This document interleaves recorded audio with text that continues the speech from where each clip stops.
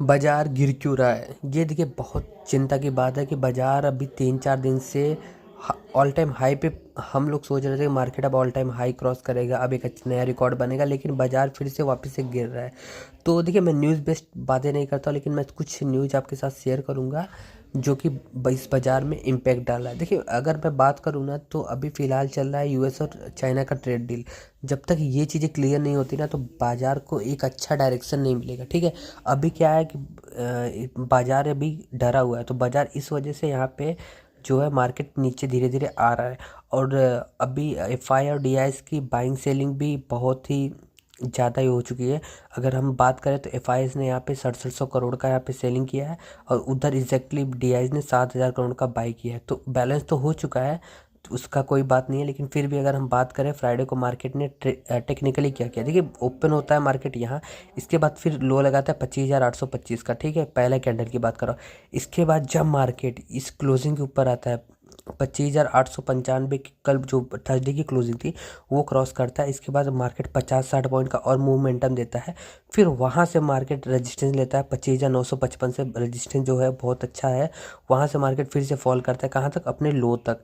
फिर अपने लो तक मार्केट, फिर इसके बाद थोड़ा सा साइडवेज होता है, और इसके बाद sideways to down side market यहाँ पे पूरे दिन कामकाज करता है। अब हम बात करेंगे, अब हम यहाँ पे मंडे को क्या और किस तरह से प्लान करेंगे। ठीक है, देखिए क्लोजिंग जो मैं बोलता हूँ, क्लोजिंग बहुत इंपॉर्टेंट है। 25,732 ये बहुत इंपॉर्टेंट लेवल रहने वाला है अपने लिए। अगर मार्केट गैप डाउन और फ्लैट ओपन होता है, flat to gap down open होता है, तो फिर हम यहाँ पे क्या करेंगे ना, हम थोड़ा सा कॉन्शियस होंगे। अगर लो ब्रेक करता है, अगर मार्केट फ्लैट ओपन हो गया या ऊपर ओपन होता है, लेकिन अगर प्रीवियस डे का लो ब्रेक करता है ना, तो फिर हमारा जो सपोर्ट रहने वाला है वो रहेगा 25,500। और जो उसके पहले हमारा 25,615। ठीक है, 25,615, 25,500 एक अच्छा बाइंग जोन है।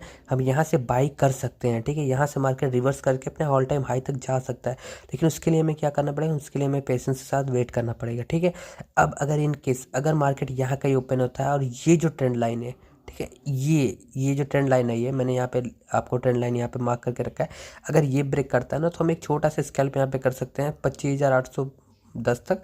और इसके बाद दूसरा हमारा टारगेट रहने वाला ये 5 मिनट की कैंडल, यहाँ पे मैं मार्क कर देता हूँ 25,900। ठीक है, 25,900, 25,810 और 25,900, ये हमारा दो टारगेट। और 25,000, 26,000, 25,955, ये हमारे तीन अपसाइड के लिए टारगेट रहेंगे।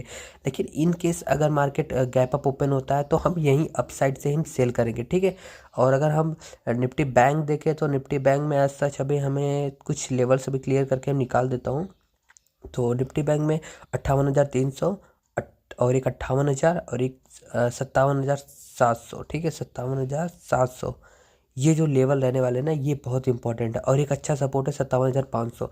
ठीक है, अगर मार्केट 57,500 पे आता है, कोई अच्छी कैंडल फॉर्म होती है, तो यहाँ हम अपसाइड के लिए प्लान कर सकते हैं। ठीक है, अगर 57,500 पे मार्केट आता है, कोई बुलिश कैंडल हमें दिखती है, तो हम यहाँ पे अपसाइड का प्लान करेंगे। और ये ट्रेंड लाइन ब्रेक करता है, तो हम यहाँ पे छोटा सा स्केल अपसाइड के लिए करेंगे। ठीक है, ये ट्रेंड लाइन अगर ब्रेक करता है, तो हमारा ये पहला टारगेट ये रहने वाला, दूसरा टारगेट हमारा ये रहने वाला है। ठीक है, अब हम इसी बेस पे हम कल प्लान करने वाले हैं मंडे को।